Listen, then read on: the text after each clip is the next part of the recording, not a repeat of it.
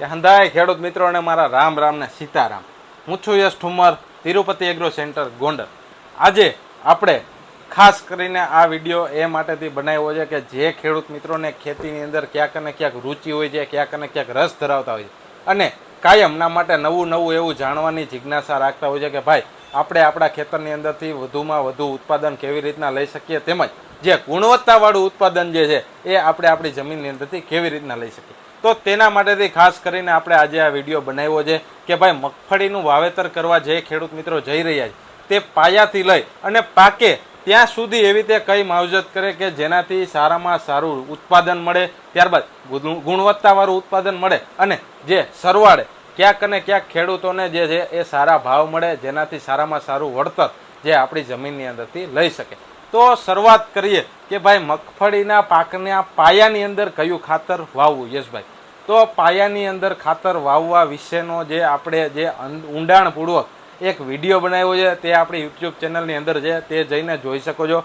ત્યારબાદ જે વાત થઈ પાયાની અંદર જે ખાતરની, ત્યારબાદ બિયારણને એવો કયો પટ આપવો કે જેનાથી જે આપણા મગફળીના પાકની અંદર આવતા ઉકસુકનો રોગ, કોલાર રોટ આવે છે, કાળી ફૂગ આવે છે, મૂંડા આવે છે, તેની અંદર સારામાં સારું રિઝલ્ટ જે બિયારણના પટ દ્વારા આપણને મળતું હોય છે. તો તેના વિશે પણ આપણે એક વિડીયો બનાવેલો છે ઓલરેડી, તે પણ તમે આપણી ચેનલની અંદર જઈ અને જોઈ શકો છો. ત્યારબાદ વાત કરીએ કે ભાઈ આપણી મગફળી વવાઈ ગઈ છે, એક પાણ કાઢી નાખ્યો છે અથવા તો વરસાદ થઈ ગયો છે માથે, હવે હલાય એવું થયું છે, તો તેના માટે ઉપરથી કઈ એવી ખડની દવા છાંટવી કે જેનાથી જે કાર્યું ખાર્યું કૂતરા હાંબો તેમજ જો ઉગેલું ખડ હોય છે તે પણ બળી જાય. એના માટેથી કોઈ પણ સારી કંપનીનું પેન્ડીમિથેલિન 30% આવે છે, તો તેનો ઉપયોગ જે છે એ ખેડૂત મિત્રોએ 70 થી લઈ અને 80 ml લેખે જે પંપમાં નાખવાનું છે. તેની સાથે જે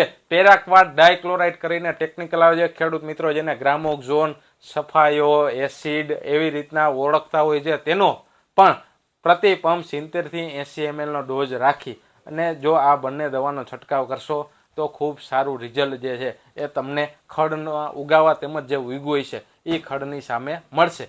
ત્યારબાદ આપણે વાત કરીએ કે ભાઈ આપણી મગફળી જે છે એ 25 થી લઈ અને 30 દિવસની થઈ ગઈ છે, વરસાદવાળું ભેજવાળું ઠંડુ વાતાવરણ છે અને જે ખેડૂત મિત્રો, અમુક ખેડૂત મિત્રોને મનમાં એવી રૂઢી હોય છે કે ભાઈ આપણે પટ મારીએ છીએ જેના હિસાબે જે છે એ દાણામાં ઉગાવામાં પ્રશ્ન આવે છે, દાણા ઉગતા નથી, ઉગાવો રોકાય છે. તો તે ખેડૂત મિત્રોએ પટ માર્યા વગર દાણા વાવ્યા છે, તેને ક્યાંક અને ક્યાંક 25 થી લઈ અને 30 દિવસે આ શરૂઆત થઈ ગઈ છે કાળી ફૂગની, એટલે કે જે ઉકસુકનો રોગ આવે છે તેની શરૂઆત થઈ ગઈ છે.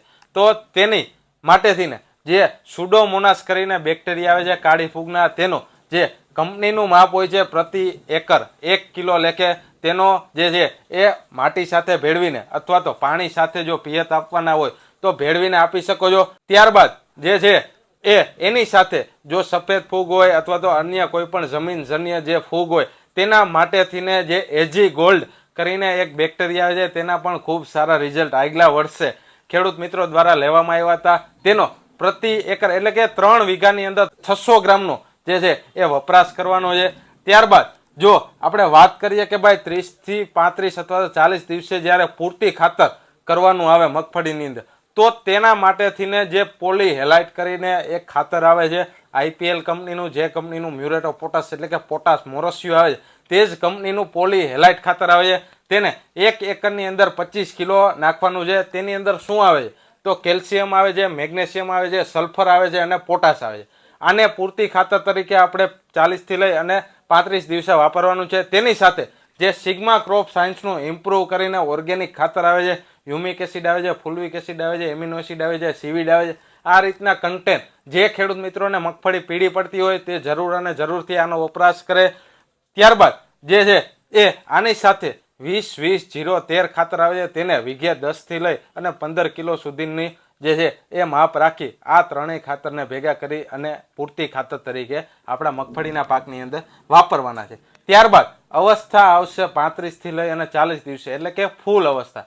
આપણા પાકની અંદર જો ફૂલ અવસ્થા આવે ત્યારે આપણે શું ધ્યાન રાખવાનું, તો ત્યારે કોઈ પણ સારી ફાલની એટલે કે વિટામિન એમિનો વાળી દવાઓ છે તેનો છંટકાવ પ્રતિ પંપ જે કંપનીની ભલામણ હોય તે રીતના રાખી અને છંટકાવ કરવાનું છે. આગલા વર્ષે જે છે એ સહારા ઇન્ટરનેશનલ કેમિકલનું જે ફલમ ગ્રો કરીને પ્રોડક્ટ આવે છે તેના ખૂબ સારા રિઝલ્ટ જે છે એ મગફળીના પાકની અંદર આપણને જોવા મળ્યા હતા. તેનો જે છે એ પહેલો છંટકાવ 35 થી 40 દિવસે એટલે કે 10 થી 15% ફૂલ દેખાવાની શરૂઆત થાય ત્યારે પહેલો છંટકાવ કરવાનો છે 15 ml કે ત્યારબાદ જે 10 થી 15 દિવસે કન્ટિન્યુ બીજો છંટકાવ કરવાનો છે અને કરવાનો છે. કેટલા ml કે તો કે 20 ml કે. આ વાત થઈ આપણે ફાલની દવાની. ત્યારબાદ જો 40 થી લઈને 45 દિવસ સુધીમાં જો આપણી મગફળીની જો વૈધ ન થઈ હોય તો આપણે જે ખાતર કીધું 20-20-0 તેની સાથે જે છે એ યુરિયા વીઘે તમે 5 થી લઈ અને 7 કિલો સુધી તમે આપી શકો છો. સારામાં સારી વૈધ થાય અને કુણાઈ આપણા મગફળીની અંદર આવે.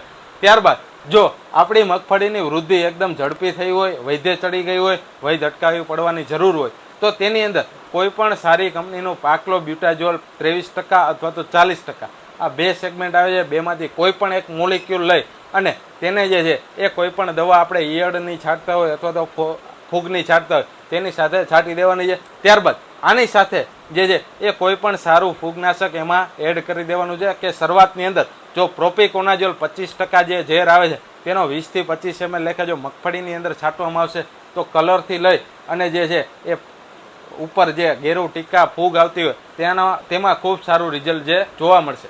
ત્યારબાદ 45 થી લઈ અને 50 દિવસે જે રાઉન્ડ આવે છે ઉપર મગફળીમાં કરવાનો તેની અંદર જો આપણે ગોગડા બંધાવવાની શરૂઆત થઈ ગઈ હોય એટલે કે નાના નાના પોપટા બંધાવવાની શરૂઆત થઈ હોય તો 05234 ખાતર આવે છે તેનો પ્રતિ પંપ જે 70 થી લઈ અને 80 ગ્રામ લેખે વપરાશ કરવાનો છે. ત્યારબાદ આ થઈ ગયું. ત્યારબાદ પોપટા મોટા થઈ ગયા, પોપટા ભરાવાની શરૂઆત થઈ ગઈ તો 0050 ખાતર અથવા તો એડવાન્સ પેસ્ટિસાઇડનું નિયો પોટાશ કરીને જે ખાતર આવે છે તેનો ઉપરથી છંટકાવમાં જે છે એ ધ્યાનમાં લેવાનું છે. ત્યારબાદ જે 60 થી 65 દિવસે એટલે કે અમુક પીરિયડ એવો હોય છે મગફળીની અંદર કે તેની અંદર જો સારામાં સારો ફૂગનાશક વાપરવામાં ન આવે તો પાછળ જતા જે છે એ જે મગફળીની અંદર ફૂગ લાગી જતી હોય છે, ઉપર જે છે એ ટીકા રોગ અથવા તો ગેરું આવી જતો હોય છે તો તેના માટેથી 70 થી લઈ અને 75 દિવસે ખૂબ અને સારામાં સારા ફૂગનાશકનો છંટકાવ કરવાનો છે.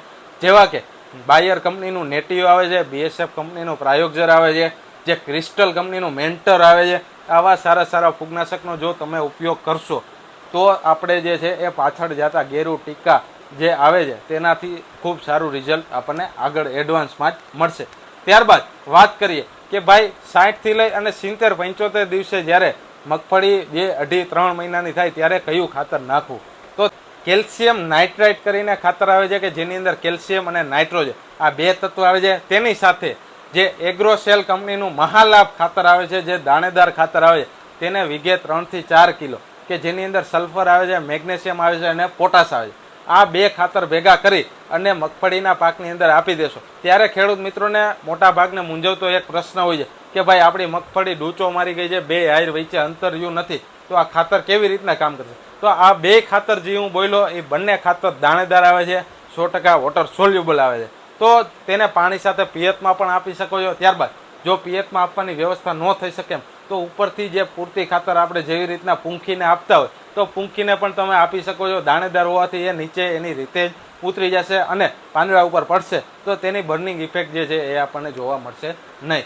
તો આટલું ધ્યાન જે છે એ આપણે મગફળીના પાકની અંદર રાખીશું તો ખૂબ સારા ઉતારા જે છે 35 થી લઈ 40 થી લઈ અને 45-50 મણ સુધીના ઉતારા જે અમુક અમારા ખેડૂત મિત્રો છે એના દ્વારા લેવામાં આવ્યા છે તેની પાસેથી જે તારણ કાઢવામાં આવ્યું એ મેં બધું તમારી સામે મૂક્યું છે. આમાંથી શું તમારે લેવું, શું તમારે ન લેવું એ બધું તમારી ઉપર છે. તો તમે જેટલો આમાંથી અમલ કરશો તો તમારે ફાયદો છે. અથવા તો અન્ય કોઈ પણ માહિતી જોઈતી હોય મગફળીના પાક વિશે, કપાસના પાક વિશે તેમજ અન્ય કોઈ પણ પાક વિશે તો તે અમારો જરૂર અને જરૂરથી સંપર્ક કરી શકો છો. અસ્તુ. જય ભારત.